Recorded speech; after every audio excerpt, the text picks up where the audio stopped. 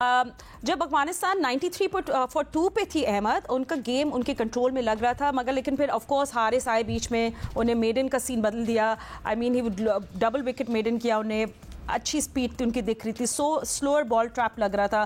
So I think यहीं से अफगानिस्तान का एक मेल्ट डाउन स्टार्ट हुआ। So lot of credit actually goes to him as well. Ayub की बात थोड़ी सी कट गई थी, तो साइम अयूब का जब आप पूछ रही थी ना, देखिए एग्रेसिव खेल रहे हैं, कोई बात नहीं, फेलियर्स आएंगे, हसन नवाज के भी आएंगे, फखर कोई मसला, लेकिन बहुत मूवमेंट है उनकी क्रीज के अंदर, थोड़ी सी स्टेबिलिटी जरूरी है। दुबई एशिया में जो पिचेस होते हैं ना यूएई के अंदर, अपनी बेस जो है स्ट्रॉन्ग रखें, स्टेबल रह के हिट मारने की कोशिश करें और सामने मारें, और उनको शायद अच्छे result. Same as happening with Fakhar Zaman as well, जिस तरह राशिद भाई ने कहा है कि बिल्कुल टाइमिंग उनकी ऑन नहीं थी, एडजस्ट कर नहीं पाए पेस के साथ। यहाँ पे थोड़ा सा डबल पेस अक्सर खेल जाती है पिचेस, लेकिन वो जो मूवमेंट ज्यादा करते हैं क्रीज के ऊपर, वो स्टक होते हैं। हमें साहिबजादा फरहान ने दिखाया है कि स्टेबल रह के किस तरह हिटें लगती हैं। और दूसरा, बिल्कुल ठीक कह रहे हैं, नए बॉल के अंदर शाहीन ने जो है आउट किया, उनका बॉल अंदर आया, उसके बाद मैच नेक टू नेक जा रहा था, और जो वो 12वां ओवर था हारिस रऊफ का, वो जो डबल विकेट मेडन किया है, उसने वो मैच बिल्कुल साइड पे कर दिया, वो पाकिस्तान की फेवर में कर दिया। आई थिंक यही ओवरऑल सिनेरियो, एक जबरदस्त बॉलिंग परफॉर्मेंस देखने को मिली है पाकिस्तान की तरफ से। सुफियान मुकीम ने बड़ी जबरदस्त बॉलिंग की है, नवाज ने अच्छी बॉलिंग की है, हारिस रऊफ ने पहला ओवर अच्छा किया है, अगले 2 ओवर ऐसा लगा कि थोड़ा इजी ले गए, फिर आखिरी ओवर उन्होंने तगड़ा किया। शाहीन ने नीचे से बॉलिंग अच्छी की, फहीम को थोड़ा तगड़ा होने की जरूरत है। वो जो 5वां ओवर फहीम ने किया, वो थोड़ा सा मुझे लग रहा है कि वो थोड़ा उन्होंने पावर प्ले में मोमेंटम दोबारा से दिया। 5वां 6वां ओवर इंपॉर्टेंट ओवर होता है। आगा सलमान ने ओवरऑल अच्छी कैप्टनसी की है, लेकिन ये 5वां 6वां ओवर जो है, वो कोशिश ये करनी है कि अपने मेन बॉलर से कराया जाए, क्योंकि अभी आपने वही चीजें करनी है जो एशिया कप में करेंगे। तो ये छोटी छोटी गलतियों से सीखना है। और ओवरऑल जो परफॉर्मेंस थी, हैट्स ऑफ, बहुत मजा आया अपनी जवान और सीनियर्स का मिक्सचर देख के।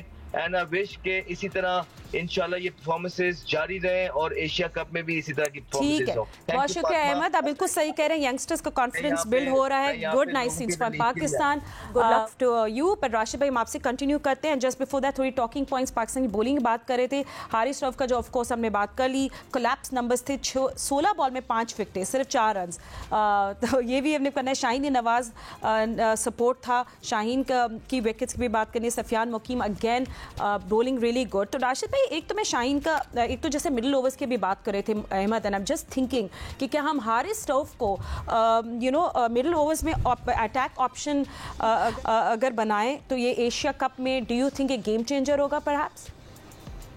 देखिए, वो पिचेस डिफरेंट है, वहाँ ज़्यादा अच्छी बैटिंग पिच होगी दुबई में, ये है थोड़ा ग्रिप करती है बॉल। यहाँ पे हारिस ने अपनी पेस को कम किया है, जो हालांकि वो जोर से मारते थे ना, व्हिप करते थे, वो नहीं किए उन्होंने। बॉल को 3 बॉल अगर देखें आप, उन्होंने बॉल को रोल किया अपने हाथ में, जिसमें सदीकुल्लाह आउट हुए। लेकिन उससे पहले जो बड़ी विकेट थी, वो नवाज ने बोल किया है गुरबाज को, वहाँ टर्निंग पॉइंट वो था। क्योंकि जब भी कोई अच्छा स्वीप मारता हो इस तरफ से, तो उसको बॉल बिल्कुल आपको फुल लेंथ पे करें तो वो गैप बन जाता है, और गैप इसलिए भी ज्यादा बना कि उन्होंने जगह छोड़ दी थी, वो टर्निंग पॉइंट बहुत ज्यादा था। फिर उसके बाद 2 विकेट लिए उन्होंने, फिर बॉल अच्छा किया, कॉटन बॉल किया रसूली का, सुफियान मुकीम ने, तो 93 for 2 थे, 93 for 5 हुए, और 97 for 7 हो गए थे या 6 हो गए थे। तो वहां पे मैच खत्म हो गया था। लेकिन 11 ओवर तक मैच गया है। हमारे लिए सोचने का मकाम है कि सब कुछ हो गया, अच्छा हो गया, लेकिन सोचने का मकाम ये है कि नीचे से आके एक बैट्समैन नहीं, एक ऑलराउंडर ने गेम को चेंज करने की कोशिश की, वो राशिद खान था। वो अपनी विल पे छक्के मार रहा था। जब बड़े प्लेयर जब आएंगे तो वो ये जो टाइम पीरियड जिसमें 2-3 विकेट गिरी है, ये कंसर्न है पाकिस्तान बॉलिंग का। यहाँ पे आपने सुफियान से बॉलिंग करवाई, उनको भी उन्होंने मारा, फिर आपके पास साइम अयूब का ऑप्शन था। ये अच्छी चीज हुई कि सलमान अली आगा ने खुद भी बॉलिंग की, ज्यादा नहीं की लेकिन की। ये कंसर्न रहेगा हमारा 12वां 13वां 14वां ओवर। यहाँ पे हारिस को बहुत अच्छी बॉलिंग करनी होगी, जिस तरह से उसने कल रात में की है। अच्छा, और राशिद खान का जैसा बता रहे थे, उन्हें 16 बॉल्स में बनाए 39 and 5 sixes, and I was just looking, और मैं ये सोची थी कि जैसा मैं पहले ही बोला, ये 5 ओवर पहले आते हैं ना तो फिर कुछ तबाही मच सकती थी। So well done for by Rashid Latif as well, unfortunately मकवासा मैच तो नहीं जीत सका। अच्छा, एक और मैं इससे पहले मैं आज की मैच बात बस शाहीन आफरीदी को हम देख रहे हैं, ऑफकोर्स जिस तरह हम देखते थे अर्ली विकेट्स नहीं मिल रही, मगर मैंने देखा बड़ी कंट्रोल कर रहे थे बॉलिंग राशिद भाई, तो क्या हम आपको लगता है उनका सही तरह वर्कलोड मैनेज कर रहे हैं? वर्कलोड नहीं, क्रिकेट कहाँ खेली हुई, फर्स्ट हाफ तो खेलते नहीं, टेस्ट भी नहीं खेल रहे, तो वर्क तो हुआ ही नहीं। That's true. वर्क तो वो होता है ना कि 25,000 बॉल कर दिए ना साल में आते हैं, बॉल की बात कर रहा हूँ, आपने तकरीबन 1,500 ओवर कर दिए, ये वर्कलोड उनका मैनेज किया जाता है, ये तो नॉर्मल है, ये 4 ओवर 8 ओवर 5 ओवर तो, लेकिन इन्होंने ये कोशिश कर रहे हैं, जिस तरह से मिसिंग थी इनकी स्विंग, थोड़ी स्विंग नजर आई है इनकी, और कल अच्छी बॉलिंग कर रहे थे, चौका थर्ड मैन भी लग गया, लेकिन इनकी ट्राई कर रहे हैं कि अपनी स्विंग मिले। देखिए हर एक का एक टाइम होता है, पेस चली जाती है, हमने वकार यूनिस की भी जाती हुई देखी पेस, और वसीम अकरम की भी जाती हुई देखी, और शोएब अख्तर की, लेकिन उन्होंने अपने आप को मैनेज कैसे किया है, ये सीखने का अमल होता है, हमेशा जारी रहता है। वकार यूनिस ने अपनी आउट स्विंग अच्छी कर ली थी, तो इनको पेस जब कम हो तो अपने आप को बेहतर कर ले, बॉल को आप थोड़ा सा वेरी करना करें, कौन सी बॉल शॉर्ट पिच करनी है, कौन सी यॉर्कर करनी है, तो मैनेज करना पड़ेगा। T20 की बात कर रहा हूँ, टेस्ट मैच तो डिफरेंट है, टेस्ट मैच में T20 या वनडे की बॉलिंग नहीं चलती, लेकिन शाहीन ने बेहतर बॉलिंग करने की कोशिश की, उसमें काफी हद तक वो कामयाब भी हुई। मैं बिल्कुल आज के मैच के टॉस की ज़रूर बात करूंगी, क्योंकि you know Sharjah is a very tricky place for toss, क्योंकि उस पर हम थोड़ी सी आगे जाके बात करूंगी। मैं जल्दी से राशिद भाई हम लोग नेक्स्ट टॉकिंग पॉइंट्स की बात कर लेते हैं। आपका नेक्स्ट मैच आप ओवरऑल लुक्स एंगल्स पे देख लें, हमारे पॉजिटिव्स हमें दिखे, सलमान आगा की कैप्टनसी और फिनिश, हारिस रफ की मिडिल ओवर बॉलिंग हमें अच्छी लगी, लोअर ऑर्डर ने भी थोड़ा सा हिटिंग टेम्पलेट बना दिया था। अब आपने नेक्स्ट मैच के प्लेइंग 11 में कुछ do you want to change something, या आप चाह रहे हो कि इसी मोमेंटम से जाए, क्या खुशदिल को भी एक दफा ट्राई? जी, इसी मोमेंटम से जाने, खुशदिल की अब बनती नहीं जगह, क्योंकि तो फखर की फिटनेस के ऊपर क्वेश्चन मार्क है। जब से हम देख रहे हैं लास्ट 6 मंथ से वो एक मैच खेलते हैं, कल फील्ड में नहीं आए, फिर उसके बाद इश्यूज हैं उनकी फिटनेस पे। अगर तो उनकी जगह देख लें, किसी बॉलर को, ऑलराउंडर को चेक कर सकते हैं, आपके पास मौजूद है, हुसैन तलब भी मौजूद है, खुशदिल भी है, और अगर आप अबरार को खिलाना चाहें अबरार को खिला सकते हैं। लेकिन फखर हो बहुत काम का प्लेयर है, मैच विनर है ये, और इसी वजह से शायद चांस दिया था कल माइक हैसन ने, क्योंकि ठीक है सारी चीजें, नए प्लेयर आए रन कर रहे हैं, लेकिन जिस दिन ये खेलता है ना उस दिन गेम ही अलग होता है। लेकिन इसकी अपनी विल पे खेलना, इसको अपनी तरह खेलने दिया जाए, इसको बाई फोर्स पावर हिटिंग ना कराई जाए, क्योंकि ये अगर लाहौर कलंदर्स का रिकॉर्ड उठा के देखें, जब जीती है ये पावर प्ले आराम से लेके चलता है, जब होती है 2 ओवर में गेम को चेंज करता था। तो ये इस टीम में ऐसा प्लेयर है, इसको अपने मुताबिक खेलने दिया जाए तो ज्यादा बेहतर। ठीक है। एंड शारजा में आज मैच की बात कर लेते हुए खिलाफ, आई मीन मैं ज़रूर चाहती हूँ कि एशिया कप से पहले हम लोग भी एक अच्छा हाई स्कोर चेज़ करें, मगर शारजा में आपको पता है छोटी आउटफील्ड्स है, सॉरी स्मॉल बाउंड्री है, थोड़ा सा हरी भरी अच्छी लश आउटफील्ड है उनकी, ड्यू एक्सपेक्टेड होती है, और अगर ड्यू नहीं आई तो फिर बैटिंग ट्रिकी हो जाती है। तो आप today what would happen if Pakistan wins the toss again, go for batting? Pakistan को मेरे ख्याल से आपकी विश भी यही है कि चेस भी करना चाहिए, बिल्कुल ना, और चेस करना चाहिए पाकिस्तान को जब मैचेस में। और यहाँ की पिच थोड़ी चेंज लगी है, जो कल की पिच हमने देखी, अमूमन शारजा की ऐसी पिच होती नहीं है, बहुत ज्यादा ग्रीन लग रही है साइड की पिच। इसका मतलब है कि जब आपने उसको शेव किया या पिच बनाई है तो उसमें अभी मौजूद है जो असरात होते हैं ना घास के, मौजूद है, इसीलिए शुरू में पिच प्रॉपरली 2 पेस खेल रहा था, मैनेज किया हमने। कल बहुत अच्छी शॉट नहीं लगी, फिर भी हमने बहुत रन बनाए, बहुत अच्छी बैटिंग पिच नहीं थी, इसी वजह से पाकिस्तान को क्रेडिट ज्यादा जाता है। पाकिस्तान ने बहुत ज्यादा रन बनाए। दूसरी इनिंग में थोड़ी सी फ्लाइट किए, आपने देखा होगा उमर दही को, थोड़ी सी फ्लाइट किए नवाज ने, वो पूरा निकल गए और 10 ब्रेक हुआ है, तो वहां पे ब्रेक के ज्यादा चांसेस होते हैं। और मेरे ख्याल से सारे बॉलर्स ने, नवाज के अलावा सब ने तेज बॉलिंग करने की कोशिश की है, जहां पे उनको टर्न नहीं मिली। सिर्फ नवाज था जो कि हालांकि उनकी बात टर्न कम है, लेकिन ऐसी पिच थी कि उनको मिल रही थी, बाइट मिल रही थी। तो ये पिच का बड़ा वो है, यहाँ पे अच्छे स्पिनर हो वो बहुत मुश्किलात करता है। ठीक है। एंड इससे पहले हम लोग जाएं थोड़ा अब यूएई की स्क्वाड पे भी नजर डाल लेते हैं। आई मीन यूएई को आई थिंक राशिद भाई, let's have a look at the full screen as well.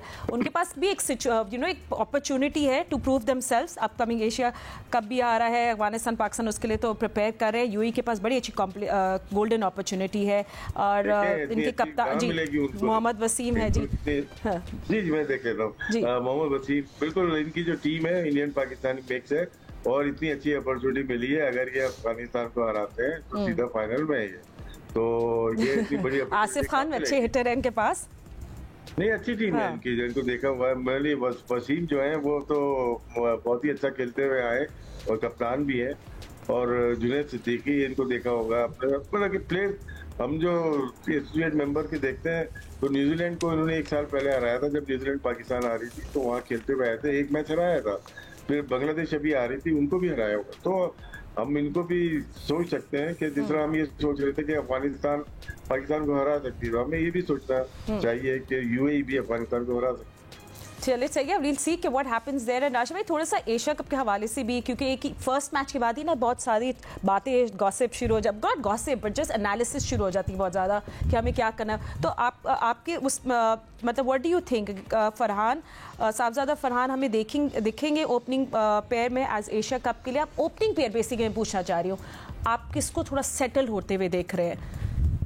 नहीं ये जो पहली टीम खिलाई है ना, यही मेरी स्टाइल की एशिया कप की टीम है, यही टीम है।